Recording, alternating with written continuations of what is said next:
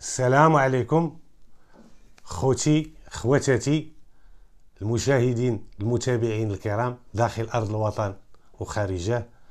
كنحييكم ومرحبا بكم في القناة ديالكم، قناة دريس حجي، قناة بطبيعة الحال اللي غادية في تقدم مستمر الحمد لله بفضل الله بفضل الله سبحانه وتعالى، ثم بالفضل ديال المتابعين ديالي بطبيعة الحال اللي غادي يبقاو تاج فوق راسي كما كنقولها ديما. نبداو في الحلقة ديال اليوم، ما غاديش نطول في المقدمة. كاين واحد الجواب على واحد التساؤل في هذه الحلقة الاخرى اللي رسرت. كان واحد المشاهد قال لي على التليفون، لحقاش فاش كنت كنسرد قلت بان ملي بغيت مشيت عند داك السيد هذاك البزناز اللي كنا كنقلبوا عليه، مشينا للسوق، وملي بغيت نشدو كان هارب، حاولت باش نتلاح عليه، طاح ليا التليفون تما مشى. دازت عليه حتى الغد ليه. واحد النهار كيجي الغد ليه مع الصباح، مع شي 10 الصباح ولا، كيجي واحد السيد من الدوار اللي كيسكن فيه داك البزناز حتى جاب لي التليفون. انا التليفون قلت طاح ليا تما، راه داه شي واحد من الناس اللي كانوا في السوق تمايا، لقى شي واحد وداه. هذا هو التحليل ديالي وهادشي اللي كان عندي. حتى صدق داك التليفون لقاه شي واحد وعرفوا راه ديالي، وهزو من السوق ومشى عطاه لذاك البزناز اللي كنا غادي نشدو. وهذاك البزناز مشى عطاه لواحد السيد في الدوار وقال ليه سير ديه الفلان، هذا راه التليفون ديالو. باش تعرفوا حتى المواطنين راه كاينين الناس اللي كيتعاونوا مع هاد الاشخاص اللي خارجين على القانون. هذا غير واحد التساؤل. وكاين اللي واحد التعليق قال لك بان هذاك المجرم ملي كنا غاديين عنده الحمام فاش كان مخلي الطوموبيل في اللافاج، قلت بان راه تعرف بان معلوم. وفي الاخر قلت ليه فاش تشد، قلت ليه شكون اللي علمك؟ قال لي واحد السيد، ما غاديش نقول لك شكون، ولكن واحد السيد حاطو كنخلصو في القهوه. كاين شي واحد في المتابعين الكرام قال لي بان راه شي واحد من الدركيين. حرام، قسما بالله العلي العظيم ماشي كندرك على شي واحد، قسما بالله العلي العظيم ما كان ماشي جدرمي اللي علمو. وواحد الحاجه واحد الفكره نعطيها لكم. هذيك المجموعه اللي كانت وكنت مأثرها، هذا عبد ربي هو اللي كان مأثرها، كنا خوت، ما كانش الغدر بيناتنا، باقي كتساولوا الى يومنا هذا، ما كانش الغدر بيناتنا. والله هي شي واحد فيهم اللي ما خرج ديك الهضره، ما كانتش ديك الطينه ما كانتش معايا، لقاش كنا اينيكيب سوداي، كنا لحمه وحده وكنا مفاهمين. كنت انا قديم عليهم، مسؤول عليهم، وفي نفس الوقت بحال خوهم الكبير، وكانوا في السيرفيس نضحك معاهم، نلعب معاهم المسائل. الا شي واحد وقعت ليه شي مشكل راه نطيحوا معاه في الواد، نتعاونوا معاه، نضامنوا معاه. مات لشي واحد شي حاجه كيكون صدى، كنا كي الخوت. ما حضرتيش راه كاين اللي غادي مع داك شي سيرفيس لشي بلاصه ولا، هادوك العناصر غيقابلوا وليدات كنت ديها غا في راسك. يعني كنا بحال الاخوه، قسما بالله كنا مجموعه لحمه وحده، وما كانش بيناتنا الغدر كما قلت لكم. وكان كانت الثقه بيناتنا، وكان التفاهم. وفي السيرفيس كنت قاصح معاهم، كانوا كيتشكاو من السيرفيس ديال، لحقاش انا اعوذ بالله من قلت، انا كنت في سيرفيسي كنت اكزيجون، كنتبع الحاجه، اي حاجه كنتبعها واي حاجه كنعطيها اهتمام. وكانوا عارفينها الدركين اللي كانوا معايا، وكنت كنقولها لهم، كنقول لهم انا راه كنلقن لكم المبادئ الصحيحه ديال هذه المهنه، بحكم انا فايتهم في التجربه، فايتهم في الحياه، وفايتهم في كبير عليهم. وهذه المهم كنت ما خزنتش عليهم شي حاجه، حاولت نعلمهم الحوايج اللي خص يتعلمها اي دركي. والحمد لله توفقت في الرساله ديالي وفي المهام ديالي، وباقي لدابا كيشكروني. اي واحد فيهم مشى لشي مركز كيبان بانه متميز بحكم داك الشيء اللي تعلم فاش كان معايا. هذا فخر وكيقولوها لي، وهذه اعترافات كيعترفوا لي بها، الحمد لله. نزيدوا ما نطولوش، ندخلوا القصه ديال اليوم. القصه ديال اليوم كانت وقعت في الاوائل ديال الالفينيات، وكما قلت لكم راه بعض المرات كيتوجب عليا باش نتحفظ على ذكر البلاصه والاشخاص، وهذه نحاول باش ما لحقاش احتراما للخصوصيات ديال دوك الناس. وواجب التحفظ كيفرضوا عليا القانون، واجب التحفظ، بقاش كنعرف ما ليا وما عليا. لذلك الحاجه اللي ماشي قانونيه تنحاول ما نديرهاش بطبيعه الحال. انا ولد القانون ومارست الشرطه القضائيه وكنعرف فين اش خصني نقول اش خصني ما نقولش. المهم نرجعوا للقصه. واحد الصباح بكري شي 5 الصباح كيتعلم المركز بواحد القتيله، واحد السيد عساس مقتول. شكون اللي كيعلم المركز؟ جا واحد السيد بالطوموبيل حتى دق على الجدرمي اللي كان بيرمانونس، لقاش كان شكون اللي كيبات في لابريغاد، كيبات غير الجدرمي اللي بيرمانونس هو اللي كيبات في لابريغاد. دابا حاليا ولاو 2 ولا 3، اما ديك الساعه كان غير واحد، دابا 2. المهم دق على لابريغاد، حليه البيرمانونس، تيحليه داك الشريجيم الصغير، تيتيقن من الهويه ديالو، ماشي غير يجي ويحل، لحقاش كاين غير بوحدو، كاين احتياطات خصها تخاد. هذاك الساعه علاش كنهضر لكم، اما دابا ما كاينش واحد، يمكن راه كيباتوا 3 ولا اللي كيباتوا في لابريغاد دابا حاليا. خصو يتيقن من الهويه ديالو ويعرفوا واسمع، عاد يقدر يحل ليه الباب، وتيعرفوا علاش جا، اش من غرض عنده في ديك الساعه. وهذه تيهضر معاه من داك الشريجيم، ملي هضر معاه عطاه المعطيات، قال له يا ودي انا راه عندي واحد الديبو، هذاك الديبو فيه ديبو ديال الخشب، هذاك الخشب كيكريه المقاولات ديال البني، واحد الديبو كبير، وكان في واحد جا في الخرجه ديال ديك البلده هذاك الديبو. وقال لي ودي راه العساس راه علمني، العساس الثاني راه تقتل العساس الاول. بطبيعه الحال فاش كيتلقى الدركي اللي بيرمانونس هذا الخبر، بطبيعه الحال قال لي تسنى، وهز التليفون وعيط لقائد المركز. عيط لقائد المركز، علمو. ملي تعلم قائد المركز قال ليه اتصل بالجدرميه اللي باقيين ناعسين باش يفيقوا ويجيو لابريغاد، انا جاي دابا. شي حاجه، واحد الخبر اللي هو مفزع، واحد الجريمه اللي هي كبيره. يعني الانسان اي مسؤول كيسمع هذا الخبر هذا كيجمع الوقفه وكيعرف شي حاجه كبيره، وشي حاجه اللي هي ما كاين ما اكثر منها. جريمه القتل ما كاينش ما اكثر منها، هذه هي اكبر وابشع جريمه. المهم ملي هبط قائد المركز والتحقوا به الدركيين، ركبوا في الطوموبيل ديال السيرفيس، وكاين اللي كيقول لك كيضحك على واحد الكلمه كنقولها ديال تحزموا الجدرميه. بطبيعه الحال لحقاش هذاك اللي كيدار فيه الفردي كيتسمى الحزام، هذاك الشيء علاش كيقول لك تحزم زعما لبس الفردي ديالك. هذه غير للتوضيح، لحقاش كاين اللي جاتو قال لك ودي هذه الكلمه هذه كتضحكني ديال يتحزموا جدرميه. راه هذا هو المصطلح اللي متداول بين الجدرميه. ولا مثلا واحد القائد المركز كتكون شي كسيده ولا كيطلب من شي جدرمي باش يلبس الفردي ديالو، تيقول ليه تحزم يعني لبس الفردي ديالك ولبس السمطه ديالك باش نخرجوا لهذا الطريق اللي وقع. هذا غير التوضيح وكرد على احد المتابعين اللي دار هذه القضيه في التعليقات. المهم نرجعوا للقصه ديالنا. التحقوا جدرميه بداك الديبو. داك الديبو كيبعد تقريبا بشي يكون شي 14 كيلومتر 13 كيلومتر باش كيبعد على ديك البلده فين كاينه لابريغاد. وصلوا جدرميه كان الصباح بكري، كيلقاو سولوا مول الديبو، قالوا ليه هذا الديبو لحقاش لقاو واحد الكلارك، هذاك اللي كيهزوا به الحوايج الثقيله، كيكون عنده 4 الرويض وتيهز اي حاجه ثقيله هو اللي كيهزها، وتيكون عنده الفولون. لقاوها على برا، ولقاو الباب الكبير ديال داك الديبو محلوله واحد الدفه مسدوده. وهذاك الدفه كتكون بالليل مسدوده، ولكن قال لك هكا لقينا حاله الامكنه ومسرح الجريمه هكا. وداو لقاو واحد السيد في الثلاثينات طايح جثه هامده.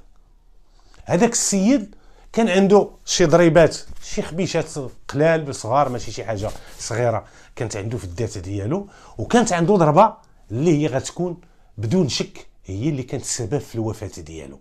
واحد الضربه بحال مضروب بشي سيف للراس، ومطلي كله دمايات. حاولوا رجال الدرك الملكي باش يحافظوا على الاثارات اللي كاينين في مسرح الجريمه. هذه هي المهمه الاولى.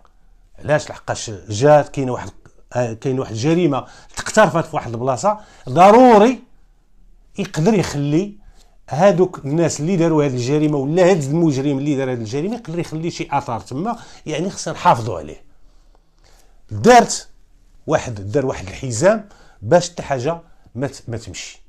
السيد دخلت ليه التصور ديالو، دارت عليه المعاينه كما قلت لكم، الضربه الخايبه كانت عنده في الراس، الهويه ديالو اللي كتكون الهاجس الاول للناس المكلفين بالبحث.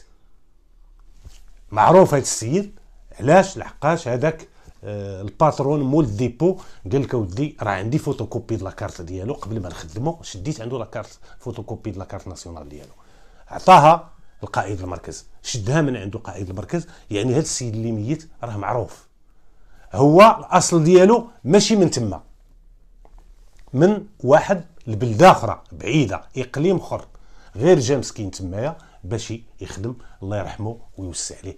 لقمه العيش هي اللي جابته لتما، اما هو براني. بداو ملي دارت المعاينه هي الاولى، تهزات البصمات اللي تلقات تما في مسرح الجريمه. كانت تلقات شي بصمات في ذاك الفولون ديال ذاك الكلارك، تلقاو شي بصمات تما، ربما تكون ديال شي واحد عنده علاقه بالجريمه، ولا تكون لحقاش هذاك الكلارك ملي سولو جندرميه، سولو مول الديبو شكون اللي كيخدمو، قال لك اودي راه ولدي هو اللي كيخدمو. وهذاك الكلارك علاش كيخدموه؟ لحقاش هاد مول الديبو عنده بزاف ديال الخشب كيقليه تيكريه كما قلت لكم المقاولات ديال البني، لحقاش كيخدموا داك الخشب فاش يبغيو يديروا شي بودره ولا هو اللي كيكريه. هذا هو اللي هي الخدمه ديالو، هذه هي الحرفه ديالو. وعنده داك الشيء كثير في داك الديبو، وداك الديبو كبير. المهم هذاك الكلارك قال لك اودي راه كيخدموا ولدو اش كيدير؟ كيبيع ويشري في الماطر ديال الطوموبيلات، حتى هو عنده شي ماطر كيجيبهم كيحطهم في داك الديبو، وفاش كيبيع ويشري حتى هو كيسترزق الله، تيدير التجاره ديالو والسلعه ديالو كيحطها تما. وقال لك بان واحد 5 د الماطر ديال ولدو راه مبيوعين لما ليهم، راه تشفروا، راه ما لقاوهمش هنا. ورا الناس اللي مكلفين بالبحث وراهم البلاصه، قال لهم راه 5 د الماطر كانوا محطوطين هنا ديال ولدي، وكان معاه ولدو تما في عين المكان. المهم دارت المعاينه، تخادوا البصمات، تخات الصور، تدققوا رجال الدرك الملكي في الجزئيات ديال حاله الامكنه، باش بناء عليه غادي يطرحوا شي اسئله على دوك الناس اللي كاينين تما. الجثه تهزات مشات مستودع الاموات باش يدار عليها التشريح الطبي باش يتعرف السبب الحقيقي ديال هذه الوفاه.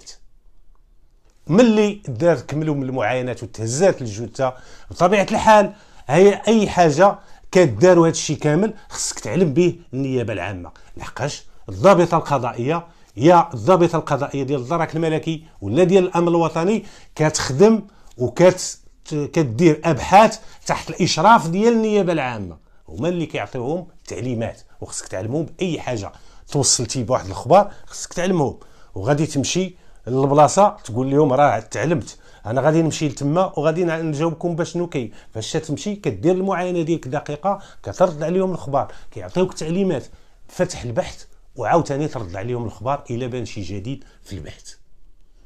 ملي كملت هادشي غادي يبدا البحث. اول واحد كيستمعوا ليه رجال الدرك الملكي بحال هاد المسائل هو السيد اللي علم، هو الاول. شكون اللي علم؟ هو مول الديبو.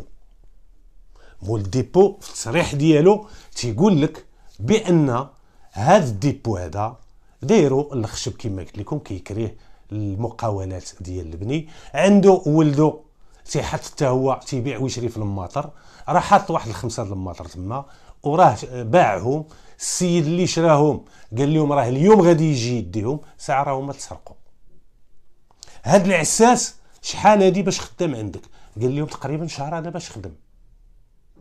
هذاك الديبو ملي جاو يسولوا قالوا لي واش غا عساس واحد اللي كاين، لحقاش الديبو كبير وكبير بزاف. قال لهم كاينين 2 عساسه اللي كاينين في الديبو. انت كيفاش حتى تعلمتي بهذه الجريمه؟ قال لهم اودي العساس الثاني هو اللي اكتشف السيد راه ميت وراه ركب على البيكالا ديالو وجا عندي تدق عليا في الدار وقالها ليا، وفيقت ولدي علمتو حتى هو، ركبنا في الطوموبيل جينا لهنا تشت داكشي بعينيا وجيت عندكم الله بريقاد علمتكم هادشي اللي كاين. العساس الثاني قديم عندك جديد هادي، قال لك اودي قديم، قال لك اودي راه عندي جوج عساسه مع كاينه السلعه كثيره، جوج عساسه، واحد كيعس من اللور، وهذا السيد اللي يلا خدم راه كيعس من الباب ديال الديبو، هذيك هي العسل، وكل واحد فيهم عنده واحد العشه كي يتحشى فيها باش يتحتمى من البرد في الليل. كتعرفوا الليل راه الله يكون في العون. وبالمناسبه تحيه كاع الحراس الليليين والحراس ديال الضيعات ديال اي حاجه ديال الممتلكات، اي واحد كيكون عنده ممتلك ويدير عليها الحراسه، تحيه لهاد الناس، حقاش الطرف ديال الخبز ديالهم قاصح، والسهير الليل الله اللي مطالع به ما كاين ما قسح منه، حقاش الانسان كياكل من صحته، كيتكرفص، كيهز امراض، الله يكون في عونهم. هاد تحيه لهم من هاد المنبر. هاد قال لك اودي راه كاينين جوج، واحد حاضي لقدام واحد حاضي للور. قال لك هذاك اللي اللور اللي قديم اللي جا علمو، قال لك راه كان هو اللي كان في الباب، ولكن قال لك ملي خدمت هاد الجديد هذا، قال لك مع القدام اللي الباب فيه تماره، العساس ديال الباب تيخلي الا جا شي حد، قال لك بعض المرات كنكريو العود كيجي حتى العشيه السيد اللي كاريه باش يهزو، قال لك خصو يحليه الباب، خصو يجلس معاه، قال لك اما اللوراني تيتحشى في هذيك العشه ديالو تيبقى ما عندوش تماره بزاف. قال لك هذاك كان قديم في ذاك الباب، قال لك وعاود ملي جا واحد جديد قال لك تفاهموا بعضياتهم، قال لي انا راه ضربت تماره تما، انت يلاه جيتي جديد غادي تشد الباب، انا غنرجع للور. قال لي ورجع للور، والاخر الجديد بقى خدام هنا. هادشي اللي كان في هاد المعاين في هاد التصريحات ديالو. واش كتشك في شي واحد واش هادي؟ قال لهم لا، ما كنشك حتى في واحد وما نعرف حتى شي واحد، وانا ما عندي علاقه وما عندي علم وما عنديش شي معطيات اللي نقدر نعطيها لكم وتفيدكم في هذا البحث. ملي استمعوا لي كيستمعوا الابن ديالو، الابن ديالو قال لهم اودي انا عندي ماطر كنبيع ونشري فيهم، حطهم هنا واحد الخمسه كانوا عندي، راه بعتهم لواحد السيد، ها سميتو لما بعتهم حتى هو كيبيع ويشري، كيعاود ويبيع ويشري، عنده لافيراي اللي هو اللي شراهم من عندي، وراه دار معايا على اساس اليوم غادي يصيفط شي واحد من الخدامه ديالو باش يديهم من عندي. هاد الخمسه د الماطر تسرقوا، يعني كاينه وسيله نقل، ما يمكنش غادي يهزهم واحد ولا على ظهره ولا ماطر، راه ثقال، ماطر الطوموبيلات ثقال، وتستعمل الكلارك في الهزان ديالهم، يعني كان الطوموبيل على برا وتستعمل ذاك الكلارك تهزو، يعني غادي يكون صداع وتحل الباب. كيفاش هذاك العساس ما ساقش الخبر لهذا الشيء؟ واحد الملاحظه لاحظوها الناس المكلفين بالبحث خلال المعاينه ديالو، بان الباب ما مفروعش، لحقاش الباب ديال داك الديبو ما كيتحلش من برا، كيتحل من الداخل، لحقاش عنده الزكروم، وهذاك الزكروم الا ما حلوش لك هذاك اللي لداخل ما عندك منين تدخل، والباب ما مفروعش.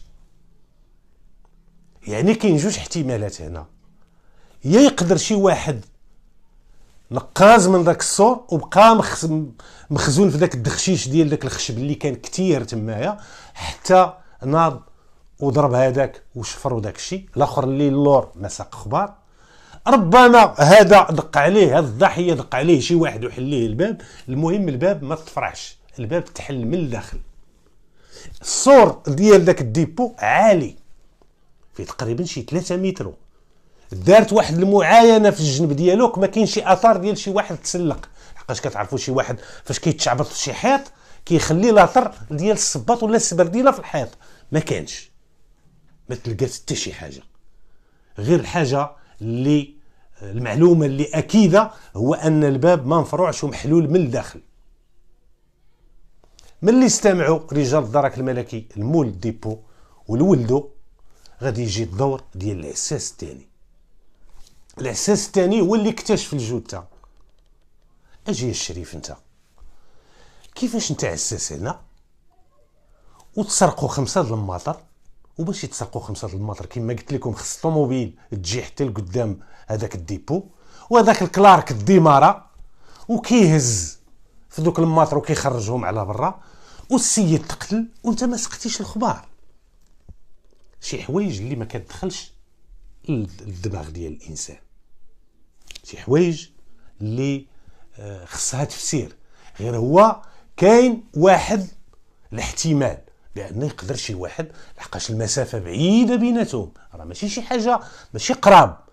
هو في التصريح ديالو على الجواب ديالو قال لك اودي انا كنت عساس، قال لك واحد الوقيته، قال لك دخلت، قال لك تنجلس في ديك العشاء فين كانت تحمى من البرد، قال لك عمرت واحد البريد ديالاتي، قال لك ملي ود الفجر، قال لك ملي عمرت داك البريد ديالاتي، قال لك خدم الراديو، قال لك بالليل ديما كنتونس بالراديو، قال لك مخدم بالراديو ما سمعت حتى شي حاجه، وبقيت كنعمر بالراد ديالاتي، قال لك ملي عمرت كملت بالراد ديالاتي، قال لك مشيت عند العساس الضحيه اللي مات، قال لك على اساس نقول لها اجي تشرب معايا تاي، قال لك لقيتو تما مقتول، ولقيت الباب ديال الديبو محلول، ولقيت الكلارك على برا.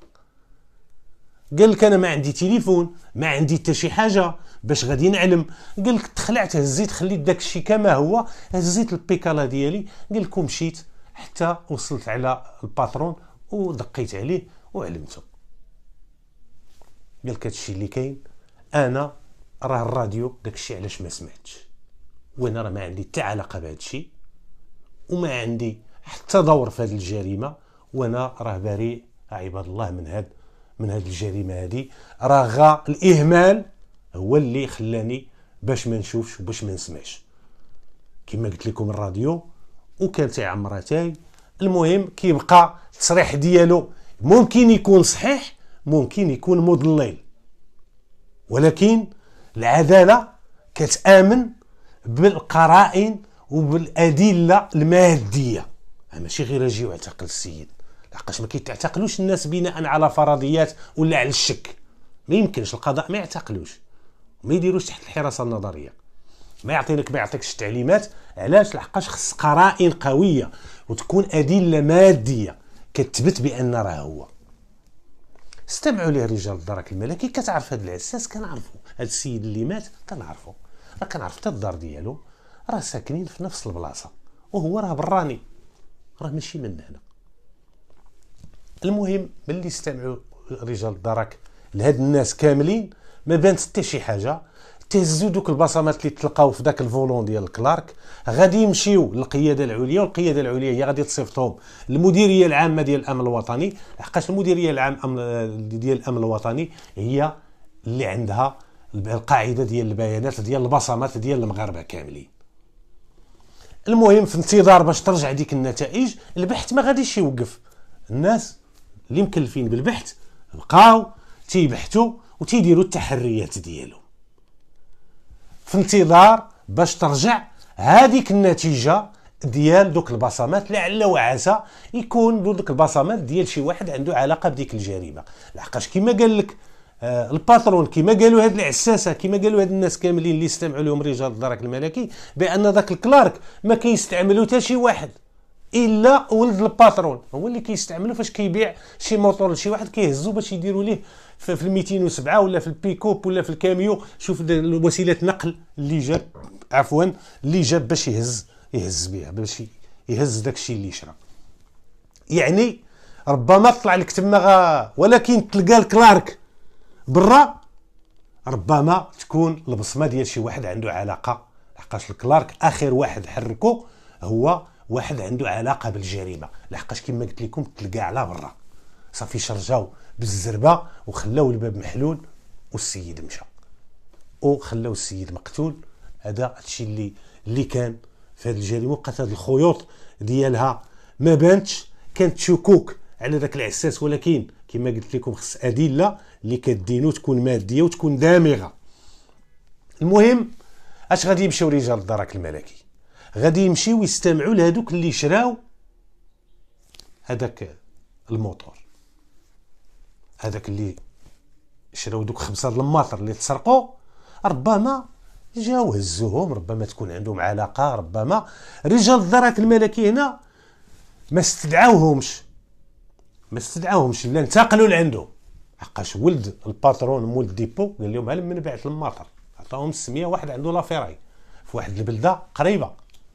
انتقلوا رجال الدرك الملكي لعين المكان عنده تما الديبو باش يستمعوا ليه، البلاصه فين عنده ديك لافيراي باش يستمعوا ليه. علاش؟ وداو معاهم مول الشي وولدو باش يشوفوا هذوك الماطر راك ما كاينين تما. استمعوا لذاك السيد قال لهم فعلا شريت من عند هذا السيد هذا 5 الماطر وراه خلصتو بقد وقد. كل موتور واحد الموتور ولا شحال شريتو، الثاني شحال شريتو، الثالث شحال شريتو، الرابع شحال شريتو. كانت القيمه تقريبا شي 5 الملايين، 50,000 درهم تقريبا اللي كانت القيمه ديال دوك 5 الماطر اللي شرا من عنده هذاك السيد. دارت عمليه التفتيش بناء على تعليمات ديال النيابه العامه وبالحضور ديال هذاك مول الديبو اللي تقتل فيه داك السيد وولدو اللي باع الماطر، باش يشوفوا ما يلقاو الماطر ديالهم اللي مسروقين ما يلقاوهم تما. دارت واحد الجوله واحد التفتيش تمايا ما تلقاش حتى شي حاجه. السيد كما قلت لكم قال لهم انا ما عندي حتى علاقه بهذا الشيء، ما عندي حتى حاجه. وتما راه سمع راه تسرقوا، دار عند الاخر قال لي شوف اصاحبي انا راه ما نعرفكش، انا راه خلصت نبغي الماطر ديالي ولا فلوسي وحده بجوج. قلنا ليه الشريف هذاك الشيء حاجه اخرى، الله يرضي عليك خلينا نكملوا التفتيش ديالنا وغادي وداك الشيء من بعد. شوف انت وياك تفاهمتوا ما تفاهمتوش راه كاينه المحكمه هذاك نزاع مدني سير دير به دعوه في المحكمه، لحقاش نزاع مدني ما يمكنش تمشي دير شكايه مباشره عند رجال الدرك الملكي. النزاع المدني خصك تمشي دير شكايه عند وكيل الملك ويدير لك فيها التعليمات عاد كتديها للضابطه القضائيه. هذه غير للتنوير باش يعرف المشاهد الكريم ما له وما عليه. المهم اللي كملوا ما عطات نتيجه. هذاك السيد ما عندي علاقه بهذا الشيء، اكد الاقوال ديال ولد مول الديبو بان راه شرا عند السيد الماطر صافي، ما تلقات شي حاجه تما. جاو الحاجه الثانيه علاش سولوا رجال الدرك الملكي هذاك مول الديبو، قالوا ليه هذا السيد هذا اللي يلا خدم عندك شهر واش كان قبل منه شي واحد؟ قال لهم كان. علاش مشى؟ قال لهم ودي كان خدام ما عليه ما به، واش دبر على شي خدمه احسن، واش هادي واش ما بقاش قهروا الليل، ما بقاش قاد. لحقاش هاد العساسه للتذكير هاد مول الديبو وولدو تيكونوا تما بنهار، عندهم واحد البيرو دايرينو تما تيكونوا بنهار، ولكن تتوصل 7 ديال العشيه كيجيو العساسه بجوج ديال اللور وديال الباب الرئيسي بجوجهم تيجيو حتى 7 حتى 8 الصباح ديال الغد ليه. ملي كيجي مول الشي هو ولدو عاد كيمشيو في حالتهم، وبنهار ما كاينينش العساسه. رجال الدرك الملكي سولوا على العساس اللي كان يلاه شهر خدام تما قبل من هذا اللي مات، قبل من هذه الضحيه. قال لهم فلان، وكان معروف من تما من البلده. استمعوا ليه رجال الدرك الملكي، استمعوا ليه رجال الدرك الملكي. شدوا البرنامج ديالو كامل. اشنو درتي في ذاك النهار اللي قبل من الجريمه وفي الليله ديال الجريمه؟ ها من عام تلاقيت، ها مع من كنت، ها مع من هذه، ها مع من هذه. المهم اكد بان راه كان خدام تما وبانه راه خرج من الخدمه على اساس لقى واحد الخدمه في واحد الشركه وكتخلصو اكثر وكيخدم غا بنهار. هذاك الشيء علاش مشى من تما ما عندوش شي دافع اخر ولا شي سبب اخر علاش مشى من تما. هذا هو التصريح ديالو. دار ليه التفتيش في الدار ديالو ما تلقات حتى شي حاجه. الاقوال ديالو، استعمال الزمان ديالو والبرنامج ديالو، فاش كيقول الجدرميه مثلا راه تلاقيت مع فلان الساعه الفلانيه وبت في الدار، شكون اللي شافني دخلت للدار. استمعوا رجال الدرك لذوك الناس اللي تلاقاو معاه كاملين. العائله ديالو كيأكدوا بان راه بات في الدار والاصدقاء ديالو اللي تلاقى معاهم بنهار اكدوا الاقوال ديالو، تلاقيت معاه في الساعه الفلانيه كما قال الجدرميه. يعني البرنامج ديالو جا مطابق للبحث اللي داروه الجدرميه. ما كايناش شي ادانه ضده وما كاينش شي حاجه اللي كتدل ولا شي شك ولا شي حاجه، ما كاينش. استمعوا ليه رجال الدرك الملكي. بطبيعه الحال داروا الاتصال بالنيابه العامه، قالوا لهم يمشي في حالته. مشى في حالته. بقات الامور تيتسناو رجال الدرك الملكي لعل وعسى باش تجي هذيك النتيجه. وديك النتيجه في الاوائل ديال الالفينيات كانت كتعطل، ما كتجيكش النتيجه في البلاصه، كتعطل النتيجه تقريبا سير على واحد الشهر ولا عاد تجيك النتيجه. وكان الامال الوحيد ديال الناس المكلفين بالبحث هو ان هاد الناس هادو يبانوا وتكون ديك البصمه ديال شي واحد في هادوك اللي ارتكبوا الجريمه. هذا هو الامل اللي بقى معلقين، لحقاش بحثوا قلبوا في كل شيء. كان واحد الاجراء دار باش ما نغفلوش. كانوا رجال الدرك الملكي مشاو مع داك العساس الثاني توراهم الدار ديال هاد الضحيه اللي مات، دقوا جدرميه على الدار، استمعوا للزوجه ديالو، قالوا لها راجلك سميتو؟ قالت لهم فلان، من طابق مع ديك السميه ديال داك السيد الضحيه. انتم من هنا، انت سكنتوا هنا؟ قالت لها ودي حنا يلاه تقريبا شي شهر هذا باش رحلنا من هنا، حنا من واحد المدينه اخرى. قالت ليه راجلي كان خدام في ديك المدينه اللي هي الاصل ديالنا وبلادنا، واحد الوقيته ما بقاش خدام، حتى دبر ليه واحد السيد في هذا البوست هذا عساس عند هذا السيد هذا. تواصل الزوج ديالي مع هذا السيد، قال لي هاجي مرحبا، دار معاه الشهريه، جا سبقني الزوج ديالي بشي 5 ايام ولا، حتى شد بلاصتو وجا وراه جابني معاه وكرينا واحد البويت ورحنا عايشين فيه بخير وعلى خير. يلا الشهر الاول هذا هادشي اللي كاين، راجلك عنده فينا هو دابا. قالت لهم ودي راجلي راه تيعس وراه مازال ما جاش، ربما شد في الخدمه ولا شي حاجه. واش عنده شي عداوه راجلك؟ واش هادي؟ قالت لهم ما عنده عداوه، ما عنده حتى شي حاجه. هزوها تما، قالوا لي عافاك هزي لاكارت ديالك ويلا تمشي معنا. داوها معاهم حتى المستودع الاموات وعرضوا عليها الضحيه. ملي عرضوا عليها تعرفت عليه، قالت له هذا هو راجلي. بقات كتبكي مسكينه، الله يكون في عونها والله يصبرها. وبالمناسبه الله يرحم داك الضحيه مسكين، داك المغدور، الله يرحمه ويوسع عليه في هذا النهار. المهم تعرفات، بدات كتبكي تما، واساوها رجال الدرك الملكي. كاين اللي عاونها كل واحد باش عاونها، علاش ما قد، ولحقاش بقات في جميع العناصر. الوضعيه ديالها كتضر في الخاطر. راجلها الحمد لله بعدا ما كان عندهم لا دراري لا والو، يلاه تزوجوا، كانوا باقيين ما كملوش العام في الزواج ديالهم. كون كانوا الدراري كون كانت كارثه اكثر، ولكن رغم ذلك الموت كاينه صعيبه والفراق صعيبه. المراه كتحس الراجل هو المظله ديالها بين عشيه وضحاها، كتحيد ليه هذاك المظله وكتولي عريانه، كتولي منها للسماء. شي حاجه اللي كتكون صعيبه يتقبلها الانسان، بالخصوص واحد المراه اللي كتكون ما كتعرف والو، كتعرف غدرها محدوده، وهذه كتكون باش تقبل هذاك الامر تيكون صعيب. الله يكون في العون بطبيعه الحال. المهم استمعوا ليها التعرفات، ما عطاتش شي معطيات، بقى البحث بحال هكا معلق. شكون اللي قتل هذا السيد؟ الله اعلم. رجال الدرك الملكي عندهم شكوك في ذاك العساس الثاني، ولكن كاين واحد الاحتمال اخر، ربما شي وحدين نقزوه بقاو مخزونين تما وغفلوه، وبالفعل كان ذاك العساس طلق الراديو وما سمع حتى شي حاجه. هذا الاحتمال ممكن يكون، يعني ما كاينش شي حاجه ماديه. حق الجدرميه كانوا متاكدين 100% بان هذا اللي نقتلوا لداخل، وهو اللي حل الباب من الداخل. لحقاش الباب ما كيتحلش من برا، ما عنده كيدير ليه باش يتحل من برا، ما عندوش الساروت اصلا كاع. قال لهم الديبو ما عندوش الساروت، كيسدوا العساس غاب الزكرو، الساروت ما كاينش، يعني خصو يتحل من الداخل. هذه واحد الفرضيه وخلات الشكوك تتحوم على هذاك العساس الثاني. ولكن كما قلت لكم ما كايناش شي قرائن اللي هي ماديه باش تقدري تعتقل. بقات الامور هكا، تداز تقريبا شي شهر، كتجي النتيجه ديال هذوك البصمات جاو فيها واحد البصمه ديال مولشي، ديال ولد مولشي، دري ولد مول ديبو. بالفعل قال لك هو اللي كيخدم الكلارك. وتلقات واحد البصمه ثانيه وما كانتش ديال العساس.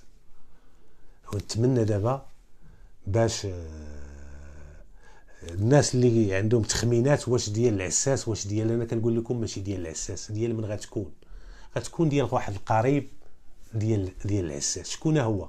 الاخ ديالو، الاخ ديال العساس هو اللي تلقات البصمه ديالو. شكون العساس؟ العساس الثاني اللي قال لك راه مخلي الراديو محلول. رجال الدرك الملكي هذاك خو العساس كان حتى هو من نفس البلده، لحقاش هذاك العساس الثاني وخوه كينحدروا من تما والاصل ديالهم من ديك البلده. وكيفاش جاب واحد البصمه ديال خو العساس لذاك الكلارك؟ جابها ليه، يعني راه متورط وما عندوش علاقه، ما كيجي تما حتى حاجه. سولوا رجال الدرك الملكي مول الديبو قال لهم لا، انا ما كنعرفوش اصلا وما كيجي تما ما حتى حاجه. اش غيديروا رجال الدرك الملكي هنا؟ غادي يخدموا الذكاء ديالهم، غادي يمشيو عند العساس مباشره، غادي يجيبوه من دارو، لقاوه ناعس لحقاش كيعس بالليل وبنهار تيظل ناعس حتى لديك العصر ولا عاد كيفيق تياكل وعاوتاني السبعة العشيه يلتحق بالخدمه ديالو. هذا هو البرنامج اليومي ديالو. لقاوه ناعس، دقوا عليه، فيقوه من العائله ديالو، خرج عند رجال الدرك الملكي قال الله تمشي معنا. بداو قالوا لي خصنا تجاوبنا على شي حوايج، ركبوه معاهم بداوه الله بريقاد. وصلوا الله بريقاد قالوا ليه الشريف صافي كلشي تعرف، انت كتكذب علينا، انت كتكذب علينا وبغيتي باش تضلل البحث، والحقيقه راه عرفناها الحمد لله، لحقاش كاين وسائل وكاين تقنيات علميه. قال لي شوف خوك راه شدينه، راه شادين عليه واخا خوه ما مشدودش، مازال ما مشاوش عند خوه، بداو به هو الاول، لحقاش مادام تلقاو البصمات ديال الاخ ديالو في ذاك الكلارك في ذاك الفولون وخوه ما كيخدام تما، ما عنده حتى علاقه تما، يعني راه كاين التواطؤ ديال العساس مع خوه، راه هما اللي عندهم علاقه بهذه الجريمه هذه. ملي جدارميه فاجئوه راه خوك راه طلعوا البصمات ديالو، حنا راه ما كنهزوش خت زناتي، حنا راه ما كنعلموش الغيب، راه خوك طلعوا تما البصمات ديالو في البوله ديال الكلارك وراه سادين عليه وراه اعترف بكل شيء، بغينا نسمعوا منك انت غير الصراحه، راه ما بقى دابا ما تقول صافي داخ نشفوا ليه شواربو، نشفوا ليه، لحقاش ردة الفعل والملامح ديال المجرم المكلف بالبحث فيه، الا كانت عنده واحد التجربه كبيره في الابحاث كيعرف الانسان بان راه تقرص فاش كتقول ليه شي حاجه، لحقاش كتبدل الملامح ديالو صفار ونشفوا ليه شواربو. صافي هو يحني راسو قال لي يلاه قلنا راه عرفنا كل شيء، حنا بغينا نعرفوك دابا واش كتقول الحقيقه ولا لا. تعاونتي وقلتي الحقيقه راه حنا غنتعاونوا معاك، ما تعاونتيش وما قلتيش الحقيقه، الحق راه عرفناها دابا، راك مشيتي تنفس. قال لهم غنقول لكم الحقيقه، قال لهم بالفعل انا وخويا راه هذاك مول الشي عنده واحد الدري كيجيب الماطر كيبيعهم تما، كيحطهم تما كيبيع ويشري فيهم، جاب واحد 5 الماطر راه باعهم وتخلص فيهم. ملي شتهم انايا ودرت انا خويا راه خدام مع واحد عنده لافيراي غا تما في ديك البلده، راه تيسوق ليه واحد الكانطير كاميونه صغيره، ايه نعماس زيد راه درت انا وياه باش غادي يجي عندي بالليل في الساعه الفلانيه قبل ما نكون انا قتلته. قال لهم راه جبت معايا فاش جيت مع 7 العشيه واحد السيف كان عندي في الدار، كنت كنديرو، كتعرف العساس ديما كيكون عنده شي حاجه باش يدافع على راسو. قال لهم داك السيف جبته معايا كيكون معايا ديما. قال لهم خزنته، قال لهم المقررت الليله فاش غادي ندير الجريمه.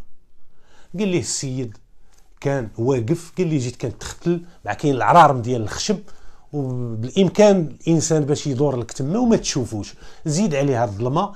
قال لهم تقريبا شي وحده الليل. قال لهم غفلته، قال لهم كان عاطيني بالظهر، قال لهم ونزلت عليه. قال لي ملي طاح قال لهم بديت كنغص فيه. هذوك الجرحات اللي قلت لكم خفاف عنده في الصدر ديالو في المعاينه، يعني داكشي اللي كيقول كاين. فين اداه الجريمه؟ داهم جابوا اداه الجريمه، كان رماها في واحد الواد وسط واحد القصب، ودارت واحد الحملات مشيطيه تما بزز عفوا بزز باش تلقات هذيك اداه الجريمه.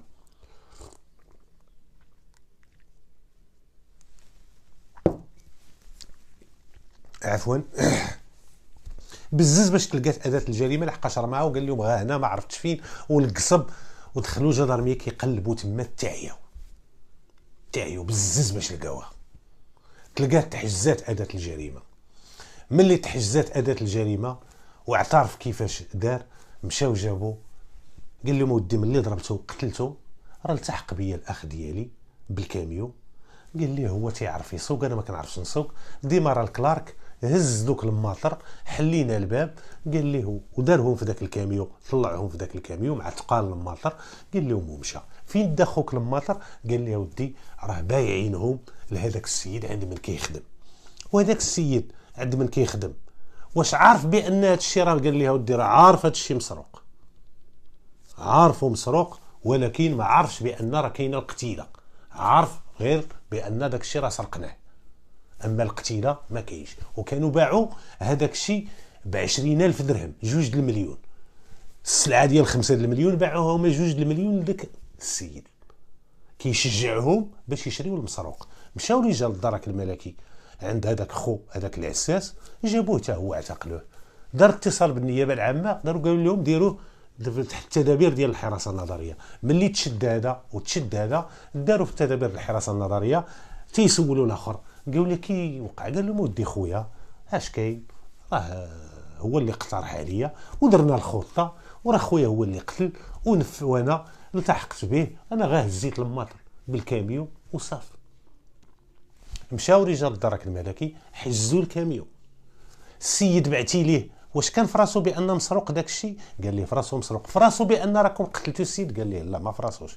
مشاو رجال الدرك الملكي مع ولد هذاك مول الديبو اللي مول الماطر، انتقلوا معاه لهذيك لافيراي ديال داك السيد لمن تباعوا دوك الماطر اللي مسروقين.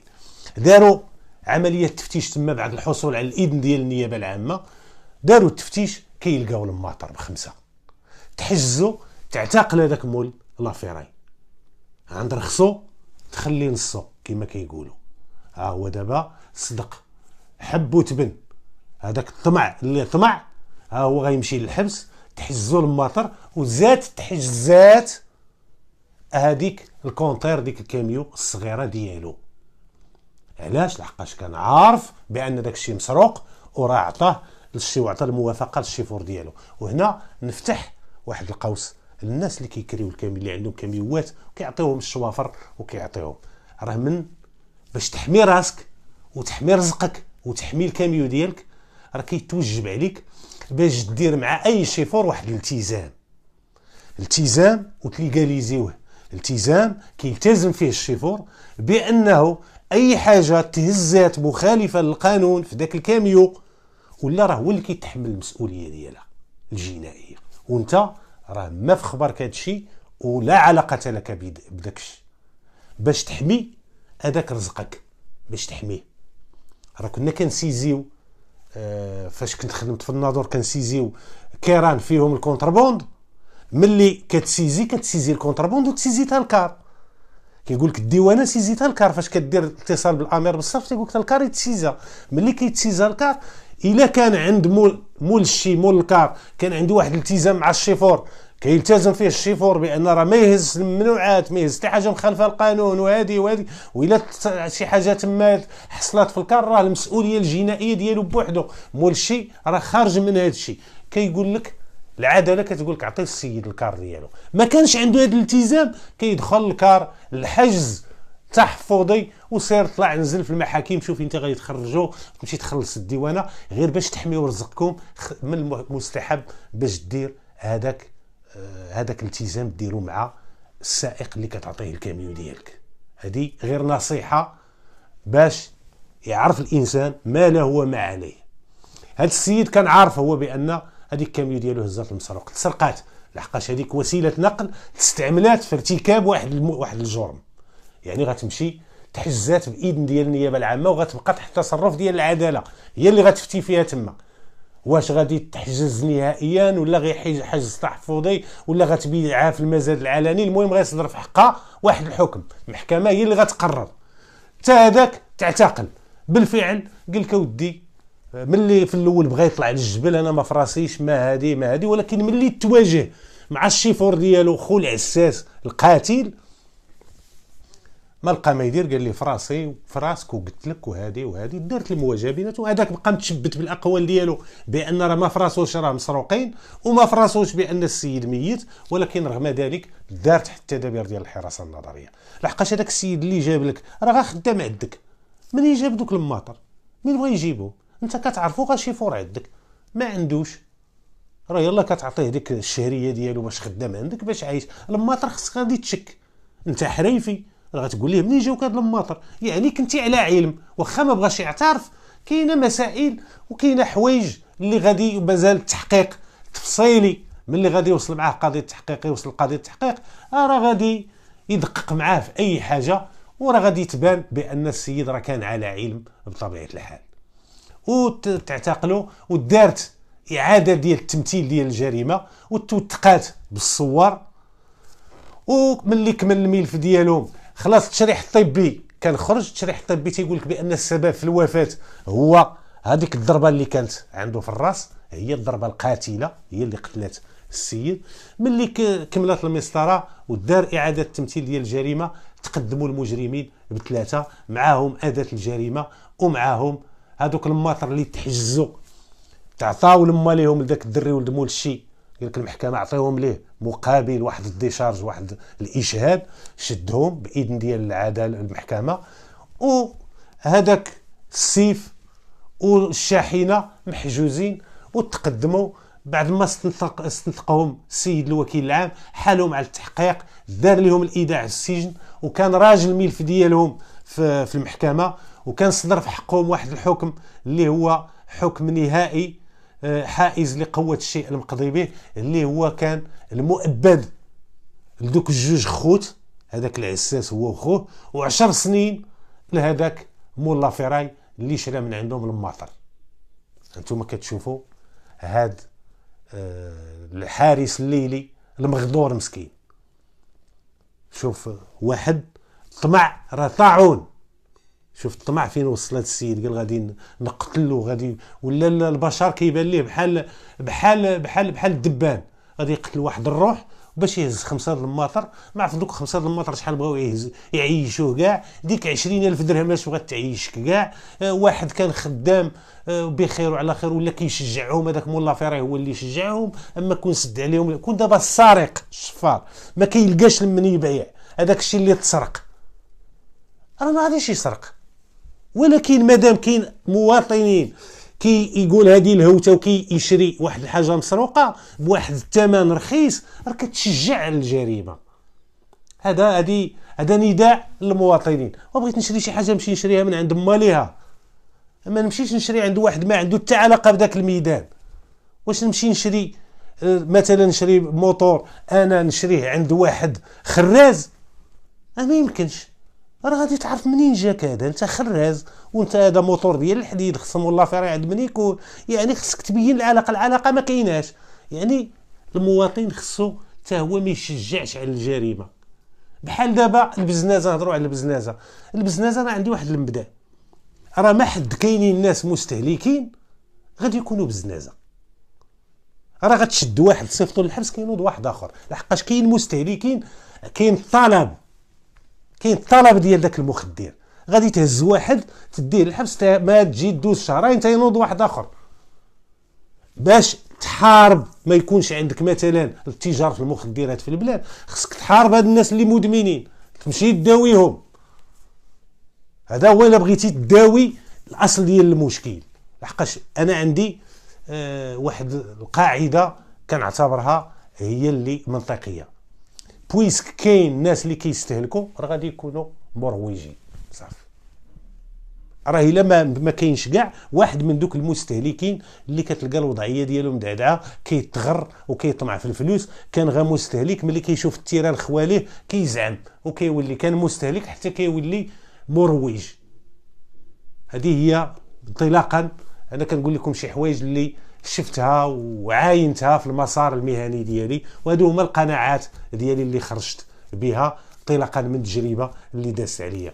نتمنى باش توصل الرسائل اللي كان الرسائل والعبر تستنبط من هذا القصص هذا، باش الانسان يعرف راه التدعيه راك غادي تغلط وغتمشي للحبس، وكل ما بني على باطل فهو باطل. كون على واش الروح دابا بحال هادو كتسوى 2 المليون وما قتلوا روح على 2 المليون هاد الناس هادو؟ واش هذاك السيد روح تتسوى 2 المليون؟ واش واحد تقتلوا على 2 المليون؟ انا بعدا والله ما كتدخل ليا الدماغ التفكير ديال هاد الناس. كي داير المنطق ديالهم والله ما نعرف. الله يهدي ما خلق، الله يهدي ما خلق. ونتمنى من نطلبوا من الله سبحانه وتعالى اللي غادي في هذا الطريق الله يهديه والله يردو الطريق المستقيم والطريق ديال الله والطريق ديال المعقول. لحقاش كيقول لك الناس القدام راه ما دايم غير المعقول، راه تعيات خربق غادي طيح. ها هما بحال هادو خططوا جلسوا وداروا ما خلاو من الخطه ديالهم حتى حاجه، ولكن الروح عزيزه عند الله بالفضل ديال الله سبحانه وتعالى، ثم بالفضل ديال الابحاث والتحريات ديال رجال الدرك الملكي بان شكون هما المجرمين وتشدوا كاملين وراه كيوديو العقوبه ديالهم. ونتمنى باش توصل الرسائل وتلقى اذان صاغيه. ومره اخرى ما تنساوش الدعم ديال القناه والمشاركه ديال الفيديوهات مع الاقارب ديالكم مع الاصدقاء ديالكم. راه العائله ديالنا غاديه وكتكبر نهار على نهار. مرحبا بالوافدين الجدد، راكم من العائله وراكم وليتوا من العائله. واي واحد عنده شي اقتراح عنده شي تساؤل، انا راه الاشاره المعرفه القانونيه ديالي ما كنبخل بها على حتى شي واحد. واي واحد شحال من واحد كيتواصل معايا باش يستشر على شي حوايج عنده على الاجراءات المسطريه ديال شي حاجه ولا داكشي اللي علمني الله كنتقاسموا معاهم. والله يخليكم ليا والله يخليني ليكم، وشكرا على الاهتمام ديالكم.